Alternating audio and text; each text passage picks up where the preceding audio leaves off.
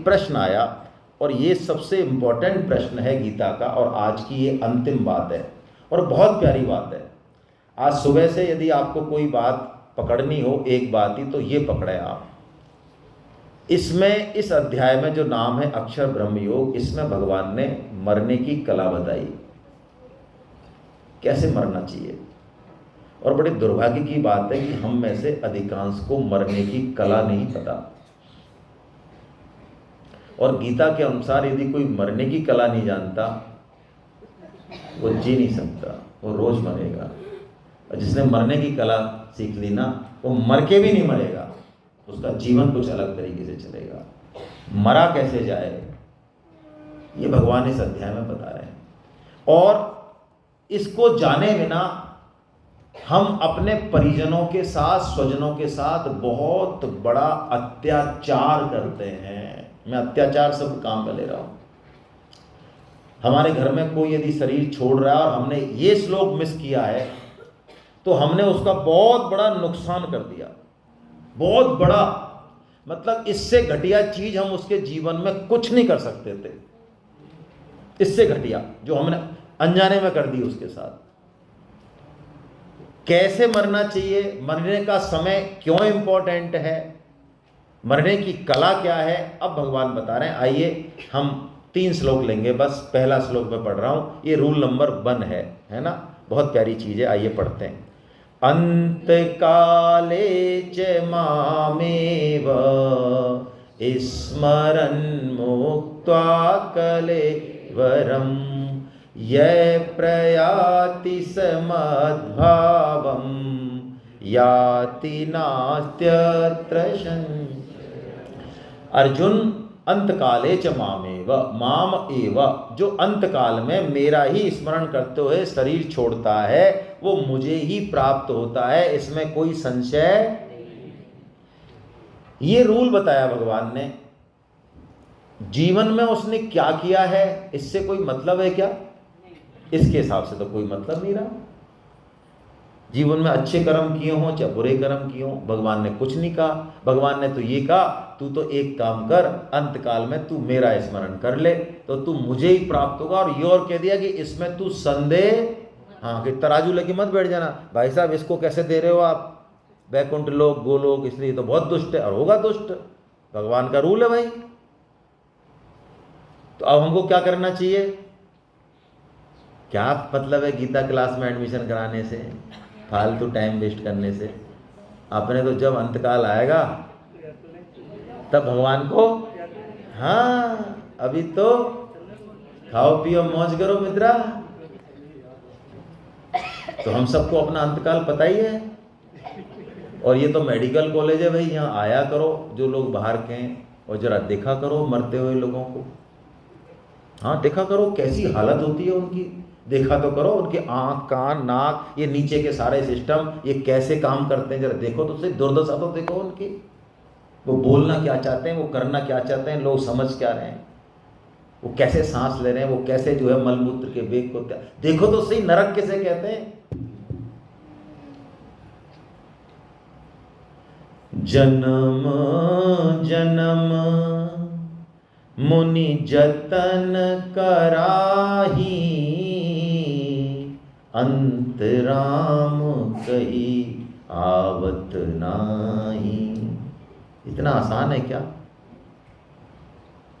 राम नाम लेना इतना आसान है क्या? इतना आसान। अब इसमें एक खतरा है। भगवान ने तो रूल दे दिया, बात तो सही है, यदि कोई ले सके तो काम तो हो जाएगा। अजामिल का हो गया, बहुत लोगों का हो गया, लेकिन ये अपवाद स्वरूप हुआ। यदि हम राम का नाम नहीं ले पाए उस समय, क्योंकि बहुत कंडीशन खराब होती है, हमारा मतलब स्वभाव नहीं होता, हमारी आदतें नहीं होती। मैं तो देखता हूँ, हमारे घर में देखता हूँ, रिश्तेदारों को देखता हूँ, बुढ़ापे में लोग कितने तंग रहते हैं भाई। जिन बच्चों के लिए आपने जीवन लगा दिया, आपसे कहा गीता क्यों नहीं पढ़ते हो, टाइम नहीं है भाई साहब। काम क्या कर रहे हो, कोई कुछ अलग काम कर रहे हो, वही तो कर रहे होंगे, बच्चों का लालन पालन, यही तो है ना। उन बच्चों को बैठने का टाइम नहीं है। अब आपके पास टाइम ही टाइम है। अब यदि हाथ में माला दें आपके, तो आपका मन नहीं लगता। उबासी आती है, उबासी, बुक्का पड़ता है, कईयों को तो गीता पढ़ते भी पड़ता है। अरे राम नाम यदि हमारे साथ है, माला हमारे साथ है, तो क्या कर लेंगे लोग? रोटी मिले ना मिले, लोग प्यार से बोलें ना बोलें, अपने बैठ जाओ आराम से, राम राम राम, शरीर में दर्द है तो राम राम राम राम राम राम राम राम राम राम राम राम चालू हो जाओ। क्या रस है, क्या आनंद है इसमें। बैठे बैठे पूजेंगे हम, बैठे बैठे। कैसा ही दुष्ट व्यक्ति हो वो राम राम करेगा। और मत करे, सबकी आशा छोड़ दो। जो कर्तव्य कर्म था वो करना था, कर दिया। अब सिर्फ राम के नाते बस। अब कोई पिता नहीं, कोई पुत्र नहीं, कुछ नहीं है। ठीक है, बात करने के लिए, व्यवहार करने के लिए सिर्फ राम का आश्रय लेके तो देखो क्या मजा आता है। बुढ़ापा सुधर जाएगा। और अभी भी खाऊं खाऊं खाऊं खाऊं टांग देना इधर उधर, ये नाम नहीं आया तो क्या होगा, खतरा बहुत है। तो भगवान दूसरा श्लोक बोलते हैं कि यदि मेरा नाम नहीं आया तो क्या होगा। यहां खतरा है। यम यम वापि स्मरन् भावम त्यजत्यन्ते कलेवरम तम तमेवेति कौन्तेय सदा तद भाव भाविता। भगवान कहते हैं तू जिस जिसका स्मरण करेगा उस भाव से भावित होता हुआ तो उस योनि को प्राप्त।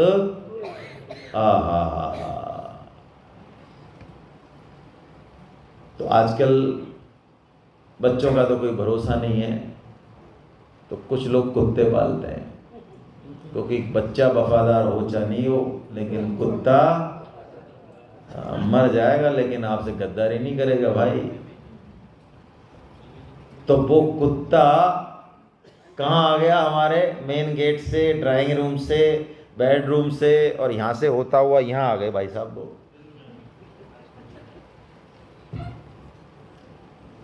रात और दिन उनसे वार्ता हो रही है, ध्यान है, घुमाने ले जा रहे हैं, सब काम हो रहा है। मना नहीं है, सिस्टम की मना है। कुत्ते से क्या किसी से भी प्रेम करना मना नहीं है गीता के अनुसार, लेकिन कैसे हो और कहाँ तक हो वो बात हो रही है बस।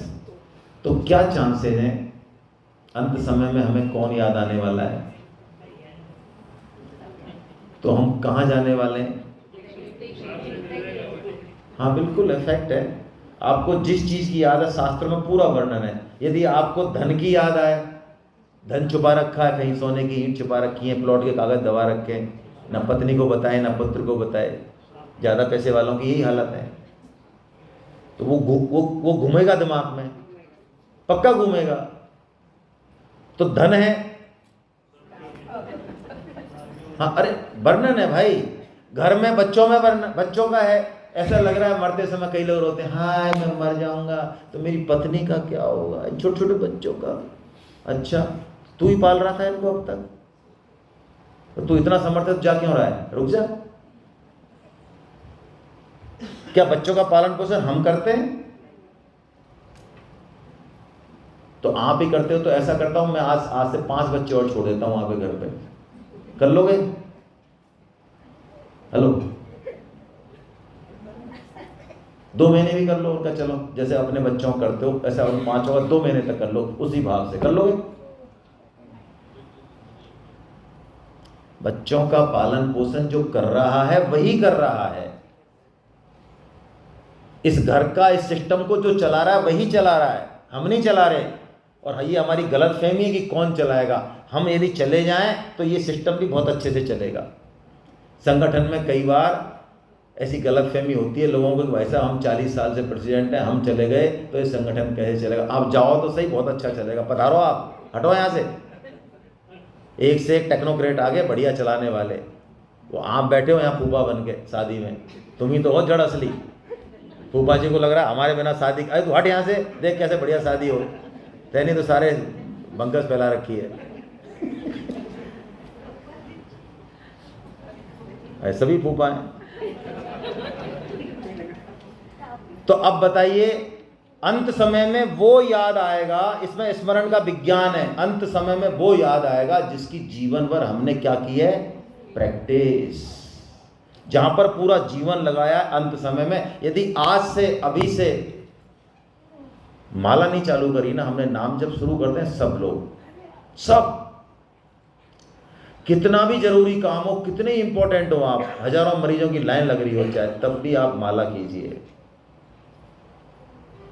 चाहे भले 2 ही माला करो, वैसे तो 16 करनी चाहिए, लेकिन करिए, गीता का प्रचार जरूर करिए, जरूर, सत्संग अवश्य अटेंड कीजिए, अवश्य अवश्य, छोड़िए मत, तब जाके बरसों में जाके स्वभाव सुधरेगा। शुरू में तो लड़ना पड़ेगा अपने स्वभाव से, ना तो वो सत्संग मानेगा, ना वो नाम जप मानेगा, ना ये गीता प्रचार को मानेगा। जब इसको धक्का मुक्की चलती रहेगी 6.5 महीने, तब इसको थोड़ा रस आएगा, फिर ये करने लगेगा, तब करने लगेगा, तब आप मानना। जब मन करे आपका खुद ही कि यार आज तो माला नहीं हुई, बहुत है ना, करनी है यार माला, और माला करते ही आपको आनंद आए, गीता क्लास सुनते ही, चर्चा सुनते ही आपको मस्ती आए, तो आप मान लेना अब दिल्ली दूर नहीं है, फिर कोई दिक्कत नहीं है।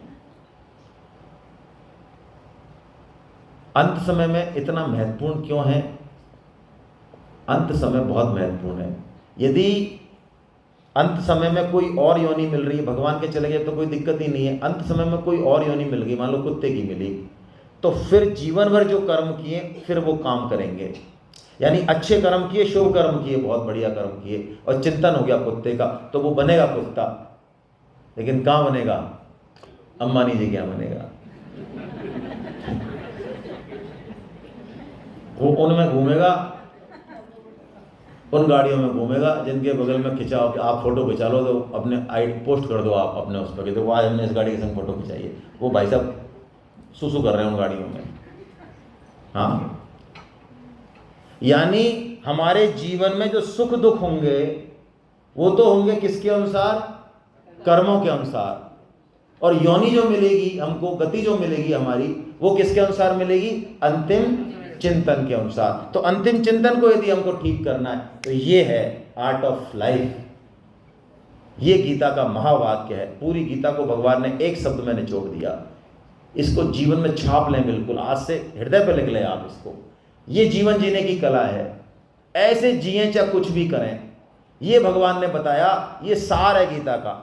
तस्मात् सर्वेषु कालेषु मामनुस्मर युध्य च मयि अर्पित मनो बुद्धिर् मामे वैशशिषन्।